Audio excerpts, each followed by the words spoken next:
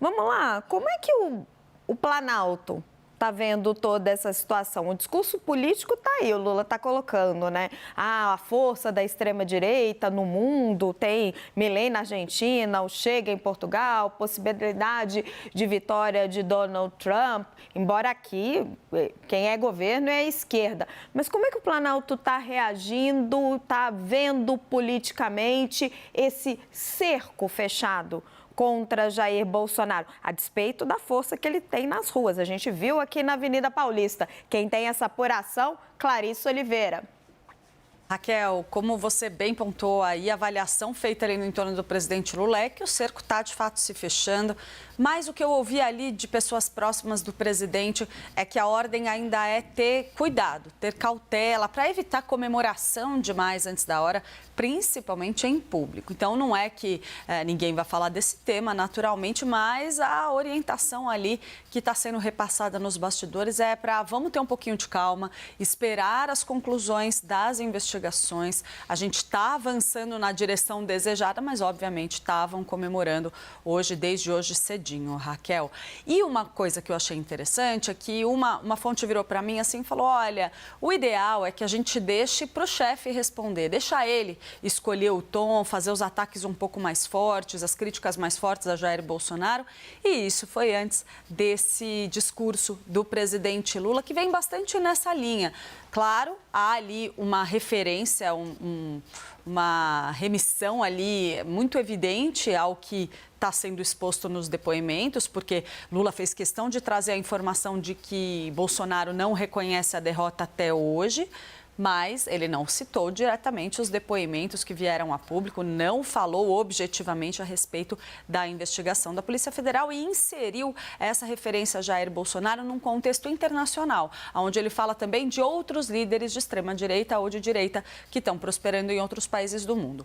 Então, dito isso, o que a gente ouve ali? Há, sim, obviamente, uma intenção de explorar isso politicamente, mas tem uma preocupação de não queimar a largada, né, Raquel? Exagerar na dose agora. A gente pode ver que até mesmo alguns líderes petistas que costumam ser muito raivosos, muito arraigados nas redes sociais, baixaram um pouquinho o tom. A presidente nacional do PT, Gleisi Hoffmann, veio a público, comentou o assunto no X, mas ela falou assim, claro, olha, tá evidente, trama golpista e tal, mas não veio ali com uma facada no pescoço de Jair Bolsonaro, não.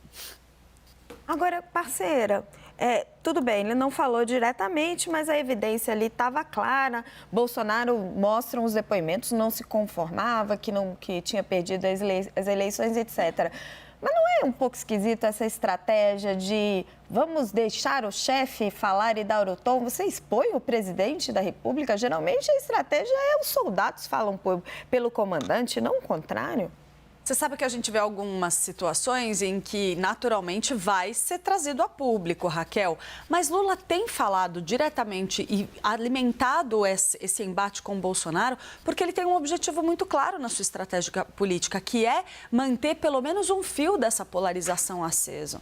Lula tem interesse em manter esse embate, essa dinâmica de arqui-inimigos com Jair Bolsonaro.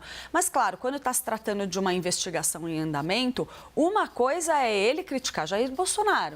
Outra coisa é ele comentar diretamente os depoimentos e a investigação da Polícia Federal. Porque se eles falam, qualquer um ali no entorno do presidente, ministros e afins, e o próprio presidente, especificamente a respeito da Polícia Federal e da investigação, pode acabar alimentando dentro do bolsonarismo aquela tese de que poderia haver algum tipo de interferência, um direcionamento das investigações. Então, Lula tem se falado bastante nisso nos bastidores, nessa prerrogativa de deixar que a Polícia Federal, Supremo Tribunal Federal cuidem do que é a investigação, o inquérito apontando a suposta trama golpista, chegando em Jair Bolsonaro. Lula fala, do ponto de vista político, indiretamente, a referência está muito clara, porque ele está falando de Bolsonaro não admitir a derrota, mas ele não cita diretamente a PF. Eu acho que faz sentido Lula se colocar como antagonista de Jair Bolsonaro nesse cenário.